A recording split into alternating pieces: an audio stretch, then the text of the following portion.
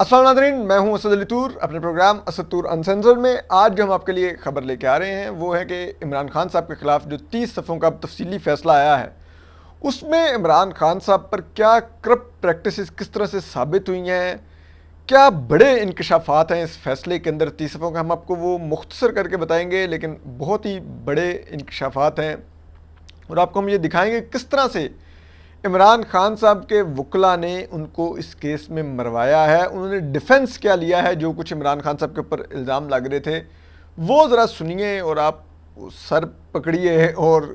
फिर आप देखिए कि क्या हुआ है इमरान खान साहब के साथ और ये केस किस तरह से साबिक वज़ीर-ए-आज़म यूसुफ रज़ा गिलानी और साबिक वज़ीर-ए-आज़म नवाज शरीफ साहब से मुख्तलिफ भी है एक लिहाज से, कि इमरान खान साहब के ऊपर जो कुछ साबित हो रहा है वो बड़ा है, चीज़ें हैं बड़ी अहम हैं, वो हम आपको बताएंगे। और किस तरह से इमरान खान साहब ये चीज़ें छुपाते रहे हैं ये भी ज़रा इस फैसले के अंदर सब कुछ बेनकाब किया गया है। और दूसरी खबर हम आपको ये भी देंगे कि अब ये फैसला सामने आ गया है कि इलेक्शन डिले होने जा रहा है, कितना डिले होने जा रहा है इस पर भी हम आपको बताएंगे। तो ये जो 30 दफ़ों का फैसला है इसमें जो ट्रायल कोर्ट के जज हुमायूं दिलावर हैं वो ये लिखते हैं कि जी इमरान खान साहब के जो गोशवारे हैं उनमें एक 22 जनवरी 2019 से लेके 30 जून 2019 तक, यानी कि 2019 के जो इमरान खान साहब के वो नॉमिनेशन पेपर्स के बाद जो रिटर्न्स एक वो गोशवारे दाखिल करता रहता है हर मेंबर असम्बली, वो जो उन्होंने इलेक्शन कमीशन में दाखिल किए तो उसमें उनके 3 करोड़ रुपए की एक ट्रांजिशन शो हो रही है बहुत बड़ी, ठीक है। और जब वो कहते हैं कि जी इलेक्शन कमीशन ने उस ट्रांजिशन की स्क्रूटनी की तो जो मुलजिम है इमरान खान साहब, जो कि अब इस केस में कन्विक्शन के बाद मुजरिम बन चुके हैं, वो कहने लगे कि जी ये उन्होंने जो तहाइफ बेचे थे उनसे हासिल होने वाली 58 यानी कि 5 करोड़ 80 लाख रुपए की जो आमदन थी वो उन्होंने जो बैंक अल-फलाह में जमा करवाई है ये उसके हैं। लेकिन वो कहते हैं कि जब ये स्क्रूटनी की गई तो ना तो वो ये 5 करोड़ 80 लाख रुपए साबित कर सके, ना वो जो उन्होंने तहाइफ बेचे थे उनको बेचने की कोई रसीद ला सके, ना ही उन तहाइफ से हासिल होने वाले पैसों की कोई रसीद ला सके। फिर वो कहते हैं कि जी जब ये मामला मज़ीद आगे बढ़ा तो जो मुलजिम इमरान खान थे उन्होंने इलेक्शन कमीशन के सामने स्टांस लिया कि वो जो तहाइफ उन्होंने तोशा खाने से लिए थे ना वो उन्होंने आगे लोगों को गिफ्ट कर दिए। लेकिन जब उनसे पूछा गया कि आपने किन को ये तहाइफ गिफ्ट किए, उन लोगों के नाम बताइए, तो वो एक बंदा भी नहीं ला सके जिसको उन्होंने तोहफा गिफ्ट किया हो, ठीक है। फिर वो कहते हैं कि इमरान खान साहब जो तोहफे उन्होंने ख़रीदे थे या बेचे थे उनकी मालियत भी कहीं पर उन्होंने नहीं जाहिर की। जो एक आपका डिक्लेरेशन फॉर्म होता है इलेक्शन कमीशन में, हर मेंबर असम्बली हर साल जमा करवाता है अपने अपने अहल खाना के, यानी कि अपनी बीवी के और अपने जो उन पर डिपेंडेंट बच्चे होते हैं उनके असासों का, उनकी ज्वेलरी, उनके फर्नीचर, उनकी जायदादें, उनके बैंक अकाउंट्स में पड़ी हुई रकम,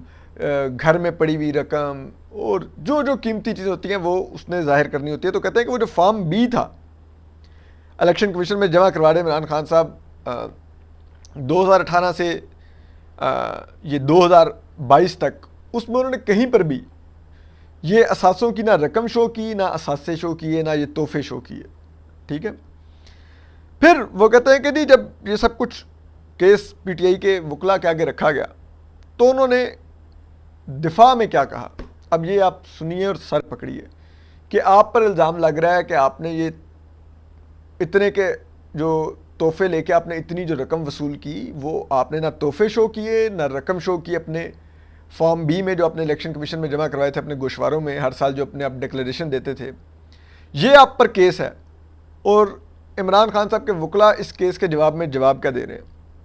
वो कह रहे हैं जी ये केस जो है ना ये हमारे खिलाफ पीडीएम हुकूमत ने करवाया है और वो इसलिए करवाया है कि जो 37 ज़िमनी इंतखाब हुए हैं उनमें से 30 पीटीआई ने जीते हैं और जो डिफरेंट पब्लिक पोल्स हुए हैं उन पब्लिक पोल्स में पीटीआई की पॉपुलैरिटी 75% आ गई है। तो अब जो पीडीएम है वो नहीं चाहती कि عمران خان صاحب اور پی ٹی آئی الیکشن لڑ سکیں تو ان کو باہر کرنے کے لیے ان پر یہ الزام لگا دیا گیا کہ انہوں نے اتنے کے تحفے لے کے اور یہ بیچے ہیں اور یہ سب کچھ کیا ہے۔ اب چیز یہ ہے کہ آپ اندازہ کیجئے کورٹ آف لا میں یہ سیاسی سٹیٹمنٹس نہیں چلتی، وہاں پر آپ کے سامنے الزامات رکھے جاتے ہیں، آپ نے ان الزامات کو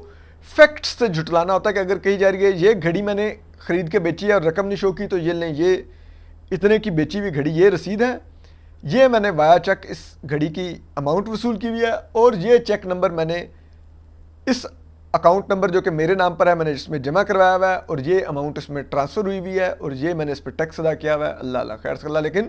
یہاں پر جواب کا دیا جا رہا تھا کہ جی کیونکہ پی ڈی ایم کو 37 ضمنی انتخابات میں سے 30 میں پی ٹی آئی نے شکست دی ہے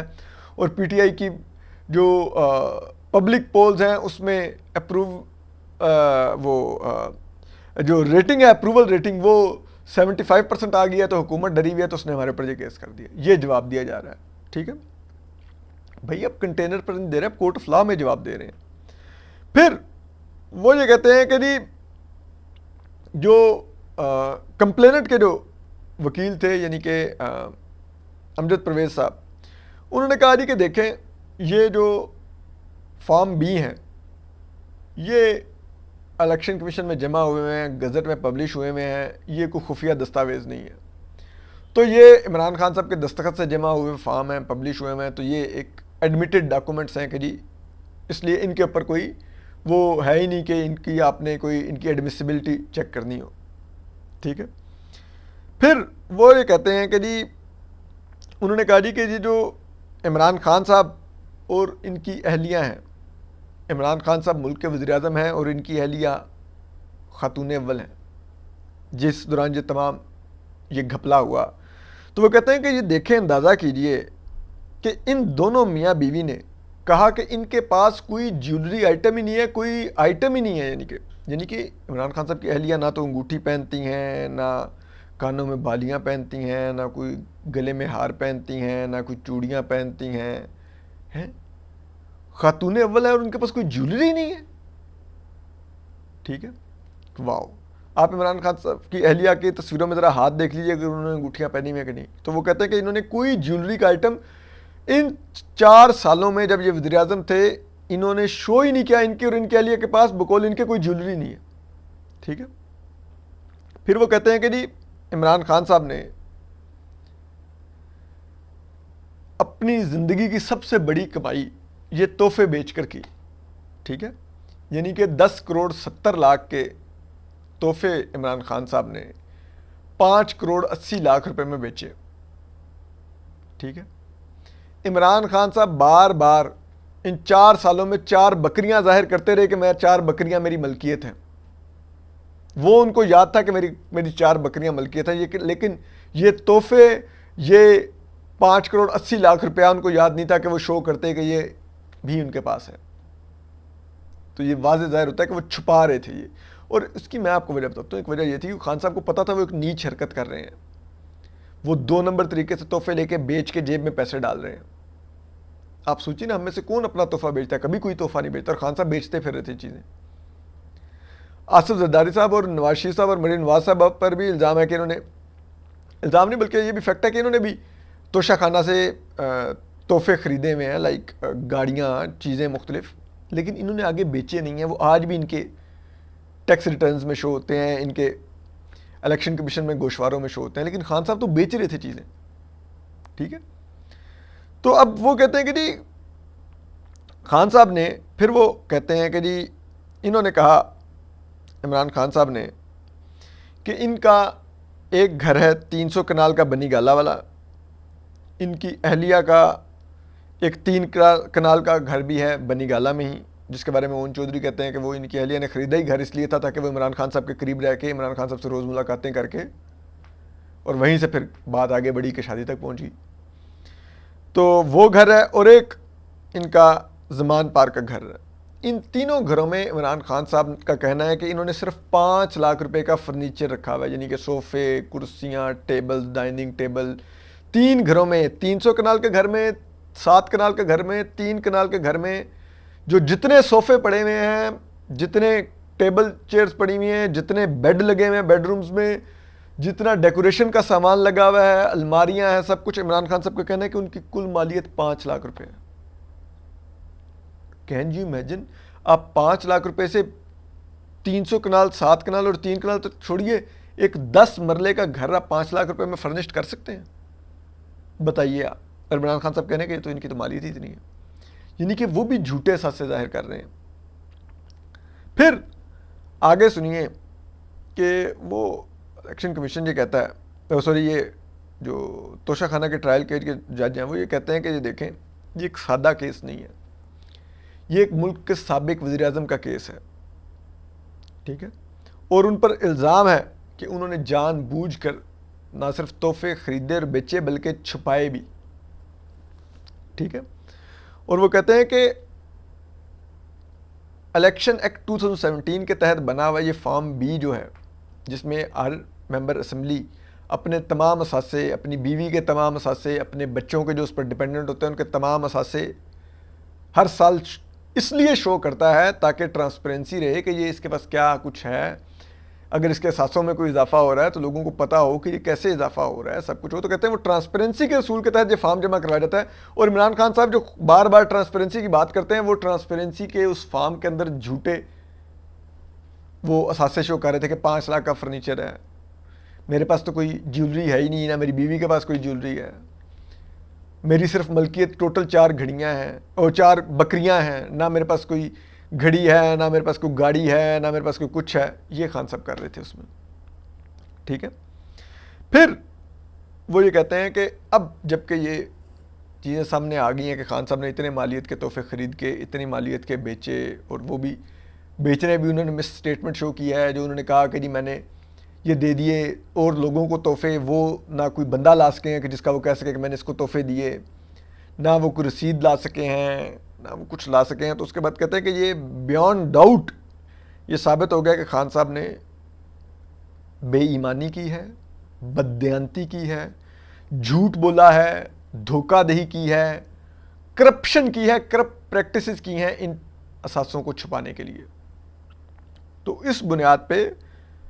عمران خان صاحب کو، اور وہ یہ کہتے ہیں کہ 2018-19 اور 2019 سے 2020 اور 2020 سے 2021 کے دوران یہ ان 3 سالوں میں عمران خان صاحب نے یہ تمام جرم کیا. اور اس بنیاد پر عمران خان صاحب پر وہ کہتے ہیں، ایک جگہ پہ وہ لکھتے ہیں کہ یہ اتنا شاکنگ تھا کہ ایک شخص کو 4 بکریاں ظاہر کرنا تو یاد ہے کہ وہ اس کی ملکیت ہے، لیکن اس کو 5 کروڑ 80 لاکھ روپے کی گھڑیاں، دیگر ہیروں کے ہار، جیولری کے آئٹم، چوڑیاں گولڈ کی، سب کچھ ظاہر کرنا یاد نہیں تھا. ٹھیک ہے، اور وہ شخص صادق و امین کا سرٹیفکیٹ لے کے بیٹھا ہوا ہے موصوف ثاقب نثار سے. تو اس سے ظاہر ہے کہ وہ ثاقب نثار کتنا صادق اور امین ہوگا. ٹھیک ہے، اور پھر اب آپ اگر آ جائیے تو اس بنیاد پر پھر انہوں نے عمران خان صاحب کو 3 سال قید کی سزا، 1 لاکھ روپے جرمانہ اور 5 سال کی نااہلی دیا. اور اگر ان کیس عمران خان صاحب وہ 1 لاکھ روپے جرمانہ نہیں جمع کرا پاتے تو ان صورت میں بھی ان کو 6 ماہ مزید قید کاٹنی پڑے گی اس 3 سال کے علاوہ. لیکن اس میں چیز یہ ہے کہ اب آپ اندازہ کیجئے کہ پی ٹی آئی کے وکلاء یہ الزامات تھے، ان الزامات کے دفاع میں سارا وقت کیا کرتے رہے؟ وہ کبھی کیس کی مینٹینیبلٹی چیلنج کرتے رہے، کبھی وہ عدالت کی جورسڈکشن یعنی کہ دائرہ کار چیلنج کرتے رہے، قابل سماعت ہونا چیلنج کرتے رہے، جج ہمایوں دلاور پہ اعتراضات کرتے رہے. اس سے پہلے جو جج تھے ظفر اقبال، ان پر حملے کرتے رہے. ٹوٹل 41 ہیرنگز میں عمران خان صاحب 4 دفعہ پیش ہوئے. ان کے وکلاء بھی ہمیشہ پیش نہیں ہوتے تھے. جو الیکشن کمیشن کی طرف سے 2 وٹنس پیش ہوئے، ان کے اوپر بھی جرا کا پی ٹی آئی کے وکلاء کا موقع دیا گیا، انہوں نے کوئی خاص جرا نہیں کی. ٹھیک ہے، اور یہ سب کچھ کر کے اب آپ بتائیے، عمران خان صاحب بے شک آخر میں ان کے وکلاء کو آخری دن نہیں سنا گیا، لیکن آخری دن بھی وہ جان کر عدالت ہی نہیں آئے تو وہ کہاں پہ ان کو سنا جاتا؟ بہتر ہوتا کہ یہ ایک آدھی تاریخ اور آگے جانے دیا جاتا ہے، عمران خان صاحب کے وارنٹ جاری کر کے ان کو عدالت میں لایا جاتا، ان کے وکلاء کو اسی طرح لا کے ان سے دلائل فائنل دلوا لیے جاتے، تو اس فیصلے کی ساکھ بہتر ہو جاتی. لیکن اس انداز میں جب کہ بغیر سنے ایک فیصلہ دے دیا گیا ہے تو اس بنیاد پر اس کا ہائی کورٹ میں سٹینڈ کرنا مشکل ہوگا، اور موسٹ لائکلی عمران خان صاحب کا یہ فیصلہ منڈے یا ٹیوزڈے کو سسپینڈ ہو سکتا ہے اور عمران خان صاحب جیل سے باہر آ سکتے ہیں۔ لیکن اس فیصلے کی معطلی کا مطلب یہ نہیں ہوگا کہ عمران خان صاحب کی نااہلی ختم ہو جائے گی۔ نااہلی تب ختم ہوگی جب یہ فیصلہ کالعدم ہوگا، یعنی کہ اڑا دیا جائے گا، اس میں لیکن ٹائم لگے گا۔ تو پھر لازمی بات ہے کہ عمران خان صاحب اگلے الیکشن نہیں ہوں گے، لیکن عمران خان صاحب کے وکلاء کے نام آپ سن لیجئے۔ خواجہ حارث صاحب بہت بڑا نام ہے وکلاء میں، فوجداری کے اور یہ اس قسم کے کرپشن کے اور یہ کرمنل کیسز میں Khawaja Haris is one of the best lawyer in the country, ٹھیک ہے۔ بیرسٹر گوہر صاحب ہیں، ٹھیک ہے۔ شیر افضل مروت صاحب ہیں، شعیب شاہین صاحب ہیں، انتظار حسین پنجوتھا صاحب ہیں، نعیم پنجوتھا صاحب ہیں، علی بخاری صاحب ہیں، راجہ قمر صاحب ہیں، ٹھیک ہے۔ اتنے منجھے ہوئے وکلاء نے خان صاحب کے ساتھ کیا کیا کہ وہ ڈیفینڈ ہی نہ کر سکے؟ یا تو پھر ان صاف نظر آتا ہے کہ اتنے سنگین چارجز تھے، صاف ساری چیزیں ثابت ہونی چاہیے عمران خان صاحب نے کیا ہوا تھا، اتنا مضبوط کیس تھا عمران خان صاحب کے خلاف، تو ان کو پتا تھا ہم ڈیفینڈ تو کر نہیں سکتے، تو اس لیے وہ تکنیکی وجوہات کے پیچھے چھپتے رہے کبھی کہ یہ کیس قابل سماعت نہیں ہے، یہ کیس الیکشن کمیشن دائر نہیں کر سکتا تھا، یہ اس عدالت کا دائرہ کار نہیں بنتا، یہ تو میاں والی میں سماعت ہونی چاہیے، عمران خان صاحب کا تعلق میاں والی سے ہے۔ اس قسم کے بھونڈی تکنیکی وہ تلاش کرتے رہے، لیکن ان دستاویزی الزامات کا جواب نہیں انہوں نے دیا جو عمران خان صاحب نے کیا۔ اور دوسری جو بڑی چیز ہے وہ ہے کہ آپ کو معلوم ہے کہ عمران خان صاحب کو سزا تو ہو گئی ہے، لیکن ایک چیز جو آج بڑی ہوئی ہے وہ کونسل آف کامن انٹرسٹ کا اجلاس ہے۔ اس میں آج نئے ڈیجیٹل سینسس کی جو مردم شماری تھی اس کی منظوری دے دی گئی ہے، اور اس کی منظوری کے بعد اب وفاقی وزیر قانون جو اعظم نذیر تارڑ ہیں وہ بھی یہی کہہ رہے تھے کہ اب جو الیکشن ہوں گے وہ نئی مردم شماری پر ہوں گے۔ تو نئی مردم شماری پر الیکشن کا مطلب ہے کہ الیکشن کمیشن اب نئی حلقہ بندیاں کرے گا۔ اس نئی مردم شماری پر وہ حلقہ بندیاں اس لیے ضروری تھی کہ جب ایک دفعہ مردم شماری ہو جاتی ہے تو ہر علاقے کا پتہ چل جاتا ہے کس علاقے میں آبادی بڑھی ہے، کس علاقے میں آبادی گھٹی ہے، کس صوبے میں آبادی بڑھی ہے، کس صوبے میں آبادی گھٹی ہے۔ تو اس لحاظ سے پھر ہر صوبے کو اس کی آبادی کے تناسب سے پھر سیٹیں دی جاتی ہیں۔ لائک 2013 میں قومی اسمبلی کی 148 نشستیں تھیں پنجاب کی، لیکن جب 2017 کا مردم شماری کا رزلٹ آیا اور اس کے بنیاد پہ نئی حلقہ بندیاں ہوئیں تو پنجاب کے پاس 141 قومی اسمبلی کی نشستیں رہ گئیں، 7 سیٹیں پنجاب سے لے کر اسلام آباد، کے پی، سندھ اور بلوچستان میں بانٹیں گئی۔ تو اب بھی آبادی کا تناسب چینج ہوا ہے تو پھر سیٹیں نئے سرے سے ایلوکیٹ ہوں گی، اور نئے سرے سے آبادی کے تناسب کے لحاظ سے سیٹیں ایلوکیٹ ہوں گی، حلقہ بندیاں نہیں ہوں گی۔ لائک ایک شہر میں ہو سکتا ہے پہلے 3 حلقے ہوں تو اس میں 2 حلقے کر دیے جائیں، تو جب 2 حلقے کیے جائیں گے تو وہ جو تیسرا حلقہ ہے اس کی حدود باقی 2 حلقوں میں ضم کی جائے گی۔ کسی میں 3 کالونیاں اور ٹاؤن شامل کیے جائیں گے، کسی میں 4 کالونیاں اور ٹاؤن شامل کیے جائیں گے، تو وہ پھر نئی حلقہ بندیاں ہوں گی، ووٹر نئے طریقے سے ڈیوائیڈ ہوگا ان حلقوں میں۔ تو یہ سب ایک لینگتھی پروسیس ہوتا ہے، اور اس کے لیے کم از کم 4 سے 6 ماہ لگتے ہیں۔ تو اگر اب یہ مردم شماری کے بنیاد پہ نئی حلقہ بندیاں شروع ہونی ہیں تو آپ اندازہ لگا لیجئے کہ کم از کم یہ فروری تک جا کے حلقہ بندیاں کمپلیٹ ہوں گی۔ تو اگر فروری تک کمپلیٹ ہوگی تو پھر آپ کو معلوم ہے کہ الیکشن کمیشن پھر جب شیڈول جاری بھی کرے گا، نامینیشن پیپرز لے گا بھی، تب بھی منیمم وہ 60 دن میں الیکشن کروائے گا۔ اس 60 دن کا بھی مطلب ہے کہ پھر 2 ماہ وہ لگا لیں، یعنی کہ 6 سے 8 ماہ الیکشن ڈیلے ہو سکتا ہے اس وجہ سے۔ اور یہ کر کے یہ ملک جو کہ چوزن ریپرزنٹیٹیو کے ذریعے چلنا چاہیے، اب کیا ٹیکنوکریٹس اور ان الیکٹڈ لوگ چلائیں گے، اسی لیے ان کو امپاور کیا گیا، ٹھیک ہے۔ یہ کتنا بڑا بھونڈا مذاق کیا گیا اس ملک سے، اور یہ جو لوگ ووٹ کو عزت دو کی بات کرتے ہیں وہ ان الیکٹڈ لوگوں کے حوالے حکومت کر کے جا رہے ہیں، اور طویل عرصے کے لیے کر کے جا رہے ہیں۔ اور یہ جن لوگوں کو آفرز کی جا رہی ہیں، یہ ہم آپ کو کل بتائیں گے ان کو کس قسم کی آفرز کی جا رہی ہیں کہ وہ کتنے عرصے کے لیے انٹرم گورنمنٹ میں آئیں۔ اپنا خیال رکھیے، اللہ حافظ۔